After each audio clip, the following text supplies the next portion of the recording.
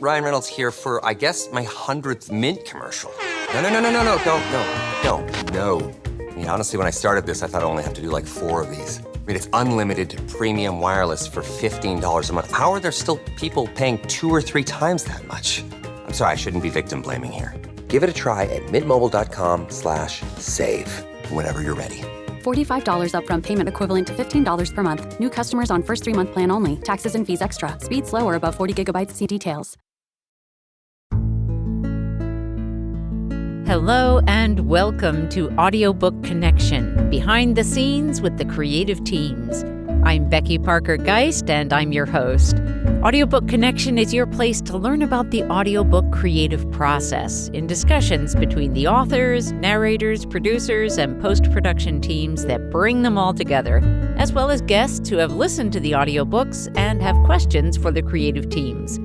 This podcast is sponsored by Pro Audio Voices, helping great stories come alive through audiobook production and marketing.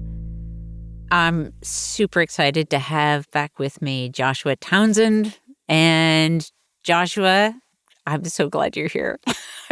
Always a delight. I just get all smiley just thinking about our conversation. Me so too. thank you, Becky. Yeah, thank you. Yeah. And we've talked about a few different things that we can discuss today. And I would love to start with the one that's like feels very hot to me in terms of what's, the news, and that is AI. Should artificial intelligence be narrating our audiobooks? Yeah, that's going to be a good rabbit hole, I think, for us to jump into first. So Sure. I would love to hear initial thoughts, what comes up for you? This isn't the first time we've been there. We've been through this before. And so what that looks like is with the advent of the movie industry and everyone leaving the West Coast as actors to come to Los Angeles to be in the movies, right? Yeah. So all the actors back then would be like, well, that's not real acting. Real acting is only on the stage. Right. Yes. And so then everyone came out to embrace the new technology. And then some actors from the stage could do it, and some actors from the stage could not do it. They could not make the transition. And these were silent movies. I want to be clear. This is not those newfangled speakies. Right.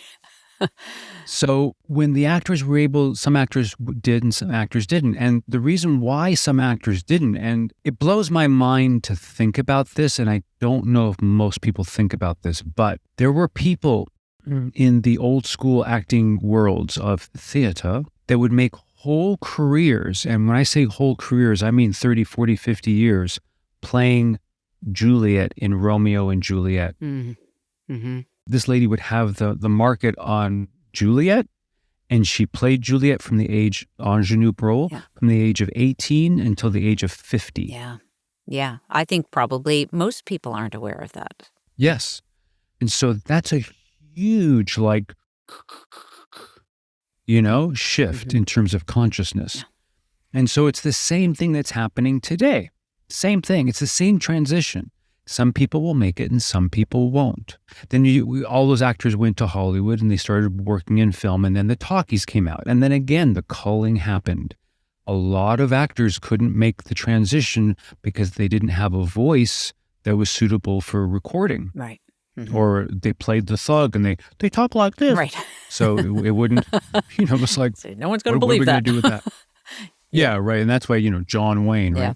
So it's the same thing that's happening again with this new technology. I just want people just to kind of chill and relax because it's not going to go away. But what we need to do is be able to focus on, okay, what's really happening here and how can this help me? Interesting that because it feels like it's a little different in that we're not talking so much about actors shifting into a different role, or are we? Or as much as being sort of this now voice being replaced by machine. Would you like fries with your order? So, right, that's a script. Yeah. That's a line of dialogue. Would you like fries with your order? Yeah. And so there is no question that kind of commerce, that kind of exchange that kind of what I call data.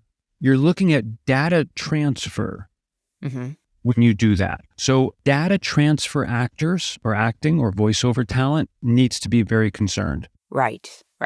Because we will not need data transfer actors anymore. Right. In the same way, we will not need 50-year-old ladies to play Romeo and Juliet or Juliet and Romeo and Juliet. We just won't need it because now we have 18-year-old actors who need to look 18 because now we're in film. Right. There will be no, oh, I just phoned it in. Do you remember that expression? They phoned it in? Oh, yes, I do. Yeah. Because the AI can do that better. Right. And cheaper and faster. Right. So what that tells me is that anyone who's doing this kind of work really needs to reevaluate, who am I? What do I want? What are my skills and talents? And do I want to dig into this deeper? There are two things that as of right now, as of this conversation, AI is not able to do. And it's uniquely human as of today. The subordinate image and irony or juxtaposition. Great. Let's define those a little bit more for people. Sure. Yeah. So the subordinate image is probably one of the most influential techniques or ways of work that an actor or someone who presents or performs material has at their fingertips. Because everybody has the same material for auditioning, to get one person a role over 50 people. Right, yeah. Everyone has the same words. Now, what subordinate image, what subordinate meaning under, image meaning the image that I have that I'm communicating from to get fancy, my third eye to your third eye, that I'm giving you an imprint that is indelible, that's part of a larger consciousness. Yeah. When I work at that level, the work I do, whether you hire me or not, is indelible. Right. Yeah. So when I say he drove the sports car fast, I need to be able to communicate to you that this was a red sports car without saying the word red. Yeah. That's an example, a very simple example of a subordinate image. Right. And here's where we're really driving back in many ways to our first conversation where we were getting into the completeness of thought, or the completeness may not be the right word, but that we are not, while we are communicating with words, there is so much more that is happening in that context. Yes. And I see now where you're going with where we've been before, that we're moving from one place. Okay, now AI is, yes, fine. They can take over our GPS. They've already done that. It's fine. We're happy with that. Yes, they can take our orders. Can it? But only the people who are willing to get into that, truly coming to that place, the actor place, that in-depth story, full being place, and developing those skills are going to be the ones that are still doing the live narration. Yeah. Yes, we don't need actors anymore for data transfer. Yeah. And in some ways, thank God. Yeah. Do you know? Yeah. Because it's like, okay, so I got that. And then another example, because I was listening to some AI narration, and I find it fascinating. Because especially when they get good, if they get good, then it's even more interesting for me. Because it's like, ooh, oh, there's the tell. Oh, there it is. It's that thing of like reading left to right. If you're still reading left to right as a voiceover talent, as an actor, you're going to be unemployable in about 2 minutes ago. Because the AI can do that. Anyone can do that, reading left to right. This whole thing of going to school and memorizing the words. Who cares about memorizing the words? So the other thing is juxtaposition or irony or intonation. It's sort of like if someone says a girl is out on a date and the line of dialogue is, I would never do that. The data is, I would never do that.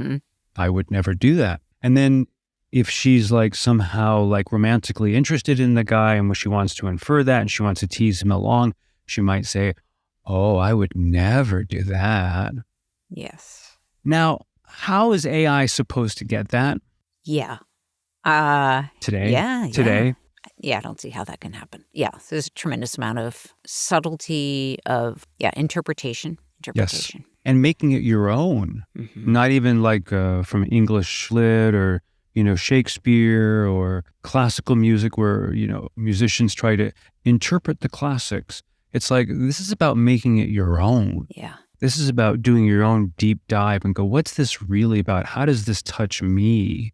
Yeah. And it has to do with sense and sensibility and choices. Yeah. What was the other? I was thinking about fiction and nonfiction, because this is sort of an interesting piece in relation to that. So in some ways, we could say that this data transfer, right? Much of nonfiction is this communication of information. There is a piece that I would love to hear your thoughts on, and that is, I can listen to two different people, let's say. I'm not going to differentiate in this moment with AI. When I listen to two different people reading the same sentence, and one phrases it in such a way that I really get what the message is. And another one reads the same words, and whether it's the phrasing or just the slight stress on one word versus another word, I might have to stop and rethink the sentence or re-listen to it again to really get what the message is. I think of nonfiction as story as well. What are your thoughts around that piece? It's the same thing that you're saying. It has to do with the subordinate image. Yeah. Because the person who's communicated something to you in a way that you could get it, that you could grok it, that you could get the aha moment, however you want to say it, has done that himself or herself. And the person who's just reading the words, it won't land. Right. Like, I literally can't hear it. There's an old story that goes something like this. A young mother and her son travel for 7 days walking through the wilderness or whatever. They get to this master guru healer, and the lady goes, "My son's about to die. Tell us what's wrong." And he goes, "He's eating too much sugar." She goes, "What should we do?" He goes, "Come back in a week." She goes, "But it took us 5 days to get here." He goes, "Come back in a week." They go halfway home, they rest there, and they walk back another halfway. They come back into his company, and he looks at the little boy and he goes, "Stop eating sugar." And the mom goes, What the hell was that? You made us wait a whole week. We had to do why couldn't you just tell him last week? He goes, "Last week, I was eating sugar." Yeah. There's something that also I want to sort of look at from the side, in reading these articles, some of these articles about, this great thing that's happening. AI is going to start doing audiobooks, rah. Here's why, is because now we're going to create 1 million audiobooks in the next few years.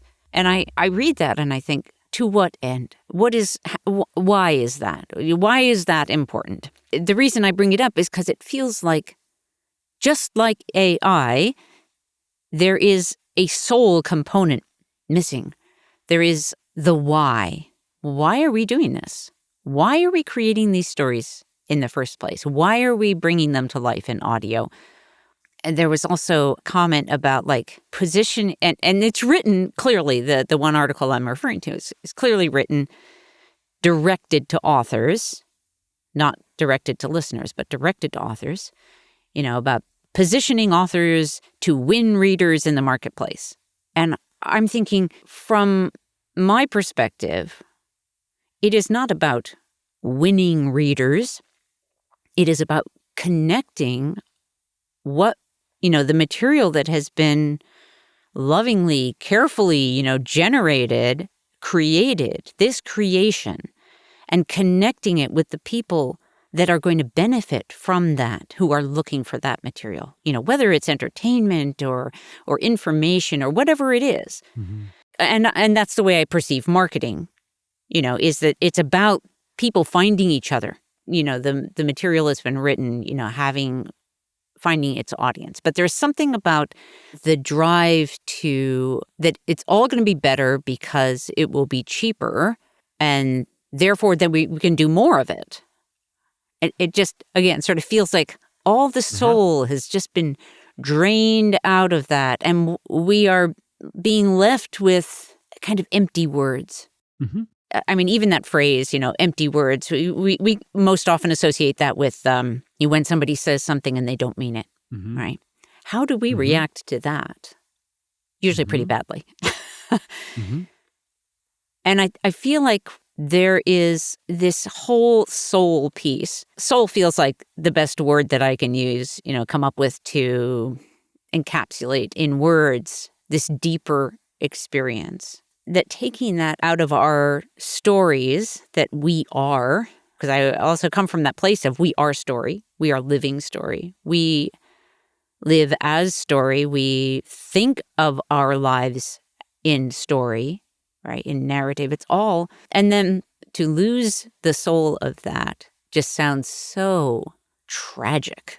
And I love what you said early on, that it's not, that you don't see it as that we're going to be losing that, but that we are undergoing this shift into separating out, I guess, some will rise to the occasion, to the work that is being done, and others not.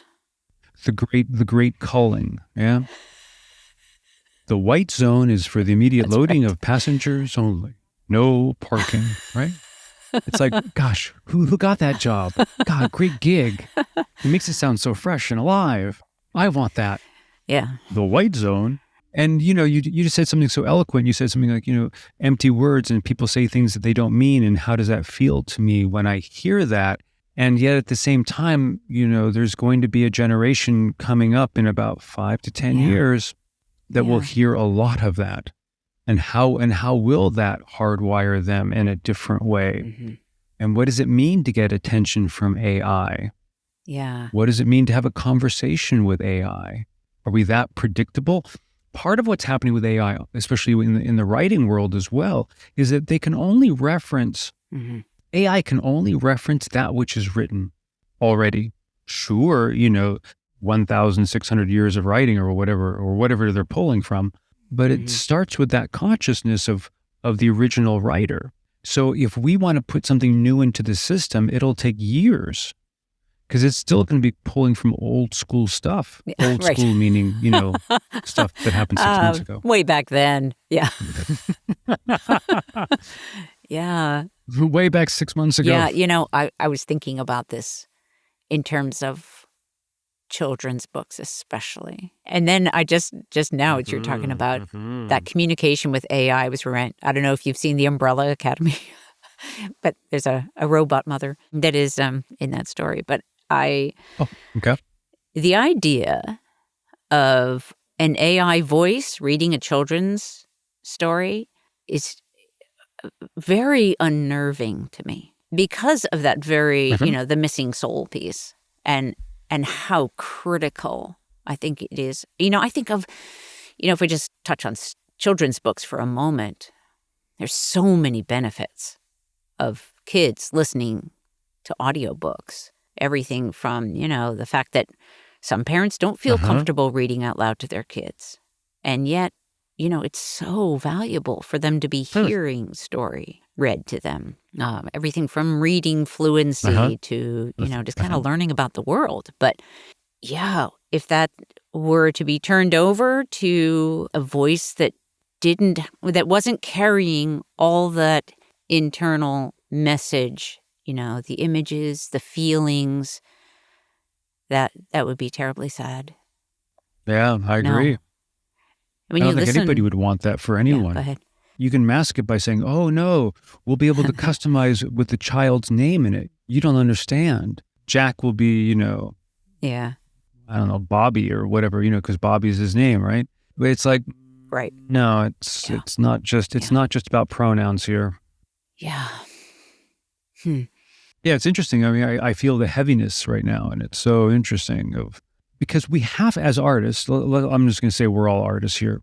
As artists, we have to work with what's in front of us. We don't have an option. And so if this is what's in front of us, that means that we need to work with it in such a way that's going to be of benefit to us. I work on my computer. My computer does not work on me. And I think it's fantastic that we're getting away from this idea that the best writer is the one who knows how to spell words and punctuation. Right. Another thing that computers are actually really good at. Let's let them worry about the spell check and the punctuation. Absolutely. Yeah. And Yeah, absolutely. And so we start to put our attention, our consciousness, our awareness on the very thing that's really going to be of benefit. No matter how good AI gets, someone has to come up with the prompt. Someone has to come up with the idea. Come back to my comment about the editing thing, is that editors are still going to be really important, human editors, because it's not all about spelling and punctuation in terms of getting to a manuscript that is telling the story in the very best way that it can be told, right? Yeah. It's just gonna get better and richer, and we're actually going to be more able to spend more time really massaging those areas that are uniquely human. The area of concern that I hear from you and that I hear from others is this thing of creating basically two classes. And that's going to be I do feel like not there something is fun to witness. I mean, in a sense, yes, I get that it's trying to solve this problem perceived as a problem. What is perceived as a problem is that audiobook narration production is expensive. I get that. And so right now we have those that can afford to do it, to go forward in that world, and those that can't. I disagree that it's expensive. Jump right in. Okay. Keep going. Yeah. We'll have a conversation around that.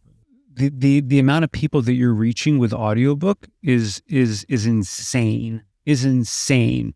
And there are people that you can listen to today that A, are no longer alive, and B, that there's no way you would have that conversation with them 20 years ago because you would never be in proximity to hear them, not only their words, but actually to hear them speak, and improvisationally perhaps, or about the creating of that book.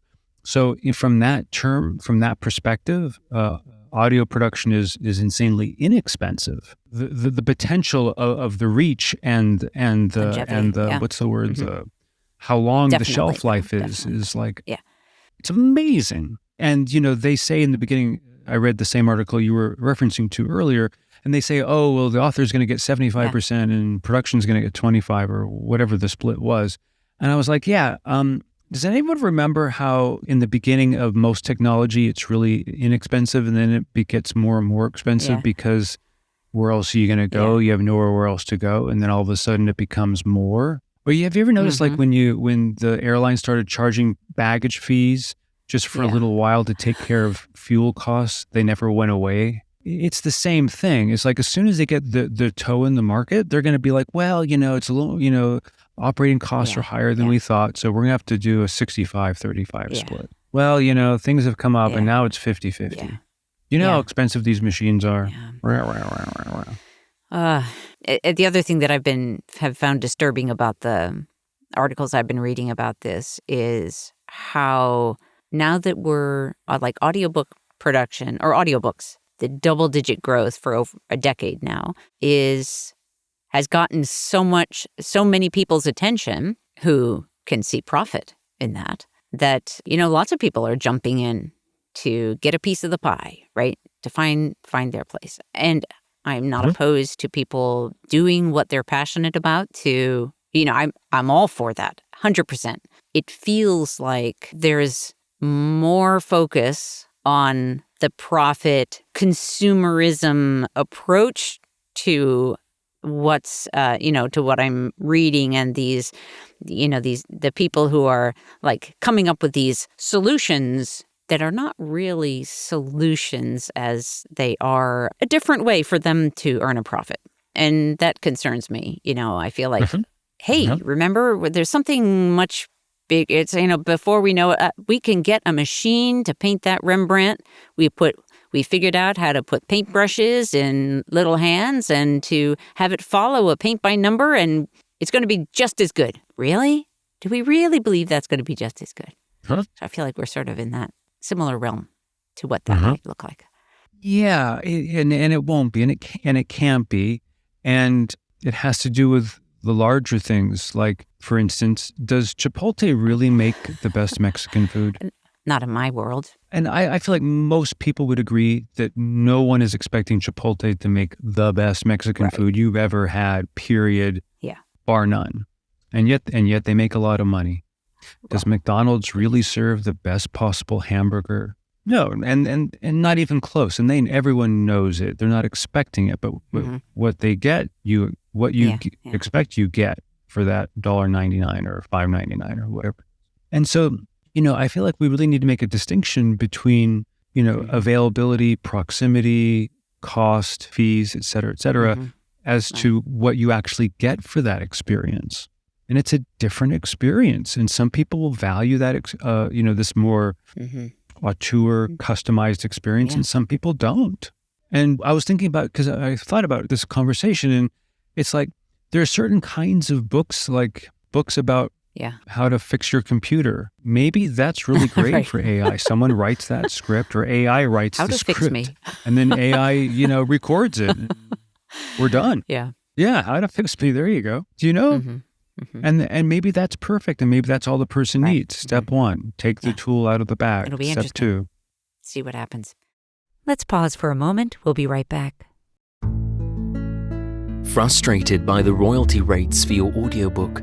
Annoyed that when the digital distributors say 70%, they actually mean 70% of 50% or 80% of 70%, neither of which is an actual 70%. Wishing there was a way to cut out, or at least shrink the middleman. Yet, you want your audiobook listeners to have a smooth and positive experience, and a direct download sale from your website won't deliver that. Pro Audio Voices hears you. Out of our commitment to our author clients, we've created Amplify, a program that provides an actual 65% royalties of the price you set, that gives you access to your customers' names and emails so you can reconnect with them, and keeps you in the driver's seat. Check it out at proaudiovoices.com in the marketing menu. Let's talk a little bit about this adjusting material that's written as literature, so to performance script, so lit to script for performance. Okay, good call.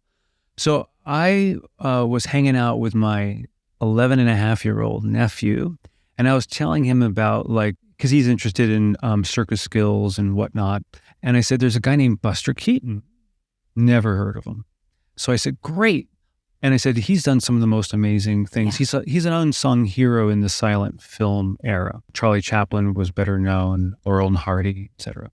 So because of that, we were watching that, and then Charlie Chaplin came on. I said, oh, did you ever see The Gold Rush? And so he didn't know who Charlie Chaplin was. So we watched a little bit of The Gold Rush. Charlie Chaplin, who I respect as an amazing actor, writer, producer, cinematographer, composer, brilliant, beyond Academy Award winning, genius. He had done The Gold Rush as a silent movie, and later he did another release of it where he spoke some of the lines of dialogue as if they had dialogue. He superimposed his, laid a vocal track on it with literary reference, meaning, and he said, and the old man said, blah, blah, blah, blah. And I'm like, oh my God, I love Charlie Chaplin, but he made a fatal mistake. Yeah. Because that was the reference that he had in 1940 or 30 or whenever he recorded that. Oh, yeah. And he played all the parts, by the way. Yeah. His voice was all the parts, as well as the narrator. I don't know that I ever saw the remake with I'll have to check that out. Yeah. Yeah, it's on YouTube. It was just an interesting, we just sort of, tripped over it. But the reason why I mention that is because someone who is as an amazing, full, complete, astounding artist like Charlie Chaplin made the faux pas of including, said the old man. Right. And it's redundant. We're seeing it that it comes out of the old man's mouth. We're seeing it that it comes out of the grizzly man, whatever. Yeah. And so it's the same thing as what you're asking me. It's the same thing. So when you go from something that's read to something that is performed, either auditorily or on a screen, there are certain things that need to be in place in the literary form that are no longer of service in the performance. And those, I'm talking about basic now, that has to be weeded out. And if you keep doing that, what you're doing is you're taking your audience out of that narrative in that form. Yeah. One of the things that we... So that's at the most basic level. We typically do when we're doing a full cast production, because then we have distinct voices playing their many roles. But it can be tricky even then, because we are relying on different cues for the listener to remember the voice is connected with which personality. But there are some very simple ways to make that clear who's speaking without using the who said, the attribution. It can be, Kitty shifted in her seat, and then we hear her say the thing. Or Paul looked livid. Absolutely. Yep. And then we hear that, Billy inhales slowly. Yeah. Giving them and in my world, I call that the physical action. So you give them a physical action, which then puts our attention back to them. Yeah, it really makes a huge difference than having to go with the so-and-so said. Yes. Yeah. Yes. And you're also adding in a layer. You're also adding a layer of contemplation or fear or doubt or hopes and dreams or fears and secrets. You're adding in another, because now we're talking about in the world of auditory, but you're adding in another layer of their psychology and what's going on in their inner life. So that's great. Are there other things that you sort of would highlight in the sort of lit to script question, sort of in that realm, if somebody comes to you with a script? Yeah, so it depends upon the medium. So if we're dealing in a very specific medium like auditory only, then like one thing I'm thinking of right now, just as a for instance, if someone is doing a scene in a cafe, I would add in an auditory track of like murmurs in the background, plates being shuffled, et cetera, et cetera. That atmospheric sound effect is so helpful. It sort of keeps us in the place where we sort of anchoring the place subtly, without having to make lots of commentary about it. Yeah. Yeah, actually no commentary, just as it is, and let it speak for itself. And then you can actually pull focus on that as you will. So, maybe it helps when the big reveal happens in the scene, that everything goes quiet. Silence is so powerful. I know. Yeah, it's like we wouldn't listen to music without rests. We need them. They are... That's right. They are part of context. They are part of the expression. So let's go a little deeper there into sort of allowing breathing room for these. Yeah, so there's two ways to do most things in life, but there's technical and then there's intuitive. But so, even in the music world, they call it scoring. You score. And it's not as fashionable right now, but, people score a script, especially directors and producers. They'll go in and score it, meaning they'll put in the rests. Well, hopefully you have sensitive and aware talent and they can feel it as well. But you either do it technically or it happens organically, but there is the building up, and then the disassembling or the fall. And then, that's where the editor comes through, and then the audio editor comes through and you can really point it up. I mean, you can put off you could put a siren in the background, a wailing siren, where someone, there are birds chirping. There's so many things, but that's based on place. But it's so important to have your palette available. Oh, we're talking about breathing space in the, to create those moments, the rests in the rests in the score. I mean, I think about, just on the most basic level, that every manuscript, that paragraph breaks are a helpful indication. They're sort of the rests that the author has put in place without maybe even knowing that they have. But they are a way where we're going to just take a moment and, might be a second, and then we're going to just slightly shift. So each one is a build on the next. And that, now not every time. Certainly there are in our, let's say in dialogue, where we go, from one to another. That's a conversation where we may or may not, depending on what's going on internally, have moments between. They might be right on top of each other. They might be literally on top of each other. That there are indicators in the manuscript typically as a starting place with paragraphs. Absolutely. Yeah. And there's indicators in life as well. There's indicators in life. Great. Okay. Let me put it into a script format. In a script format, an inexperienced writer will say something like, okay, well, thank you for the meeting. We had a wonderful time, right? Or a script writer will say at the end of a date, like, well, that was really nice to meet you. Thank you for our first date. I have to go now. Yeah. Okay. So someone more sophisticated will go, they'll finish up the meal or whatever, and they'll pick up their keys and they'll go, so what else you got planned for today? Yeah. Very different, but accomplishes the same thing. Yes. And I'm working with a completely different subordinate image. The first, just using the words, it's interesting that by providing the words that are saying the thing that is the subordinate image, in other words, trying to do it all in text, right? Not that there isn't still a subordinate image, because there still needs to be, but that the text is trying to accomplish all of that. And I find that this is a really interesting thing in terms of the writing process itself, right?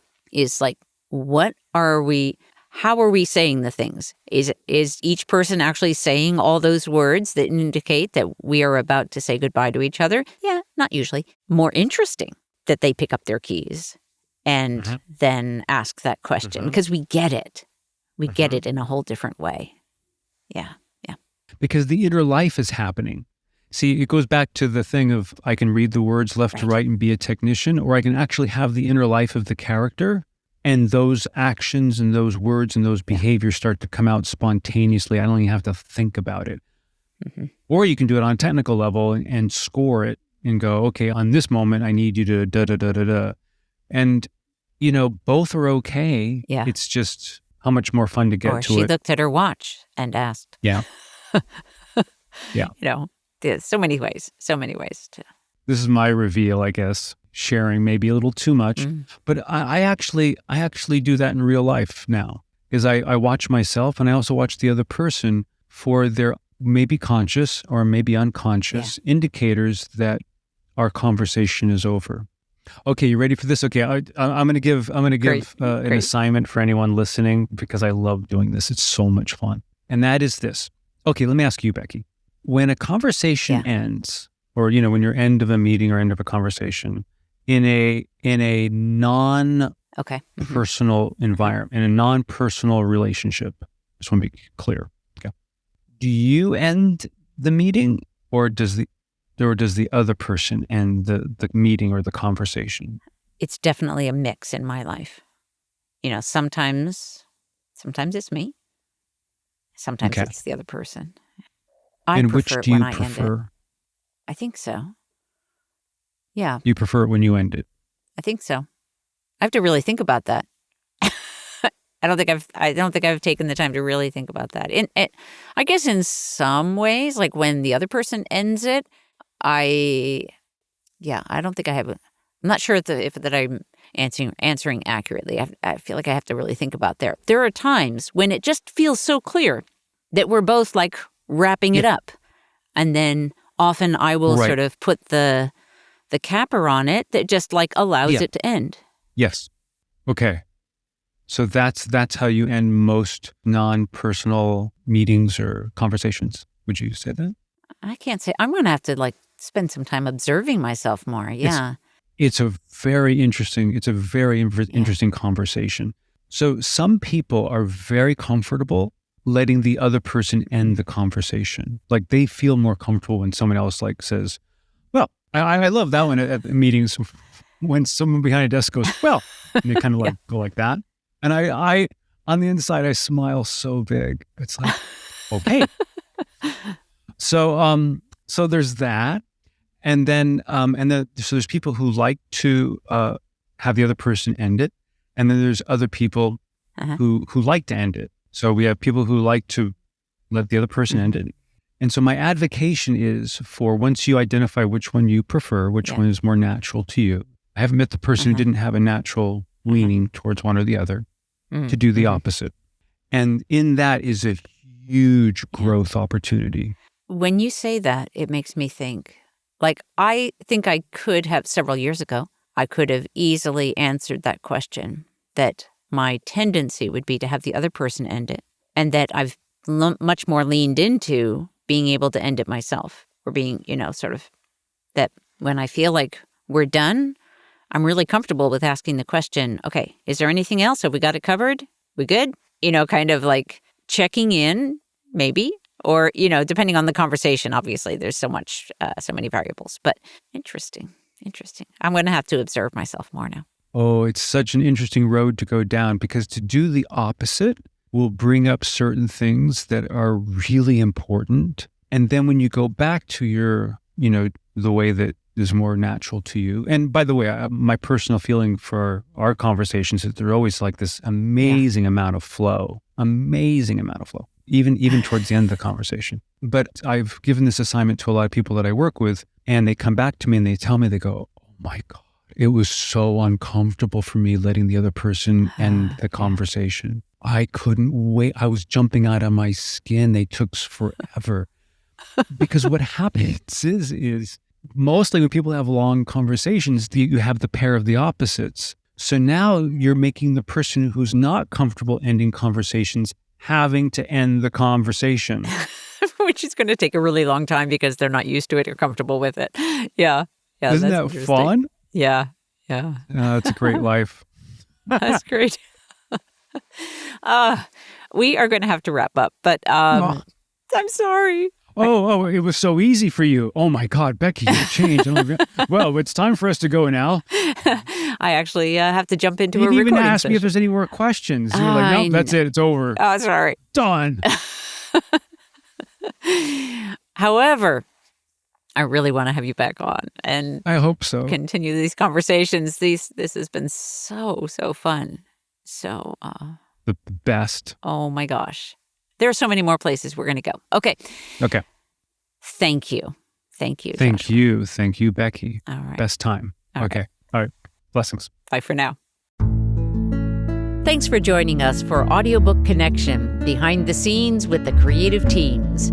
Please take a moment to subscribe at audiobookconnection.com. The podcast is sponsored by Pro Audio Voices, helping great stories come alive through audiobook production and marketing. Learn more at proaudiovoices.com. Again, thanks for being with us, and please join us next week.